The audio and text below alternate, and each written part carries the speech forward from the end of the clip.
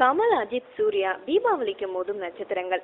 நடிகர் அஜித் தற்போது நடித்துக் கொண்டிருக்கும் படம் சிவா இயக்கத்தில் சீராக வளர்ந்து கொண்டிருக்கிறது. 3ஆம் கட்ட படப்பிடிப்பு இத்தாலியில அண்மையில தொடங்கி நடைபெற்று வருகிறது. படத்தோட தயாரிப்பாளர் ஏ.எம். ரத்னம் அஜித்தின் இந்த 56வது படத்தை தீபாவளி விருந்தாக திரைக்கு வரும் என்று ஏற்கனவே கூறியுள்ளார். மாசு படத்துக்கு பிறகு சூர்யா தன் 2D நிறுவனம் என்டர்டைன்மெண்ட் நிறுவனம் சார்பாக தயாரித்து முதல் முறையாக 3 வேடங்களில் நடிக்கும் படம் 24. விக்ரம் குமார் இயக்கும் இந்த படம் வேகமாக வளர்ந்து வருகிறது. செப்டம்பர்ல படப்பிடிப்பை முடித்துவிட படக்குழுவினர் திட்டமிட்டிருப்பதாகவும் இதனால் படம் தீபாவளிக்கு வெளியிட்டு தயாராகிவிடும் என்றும் தகவல்கள் வெளியாகியுள்ளது. ராஜேஷ் எம். செல்வா இயக்கத்துல கமலஹாசன் இப்போது நடித்துக் கொண்டிருக்கும் த்ரில்லர் படம் தூங்காவனம்.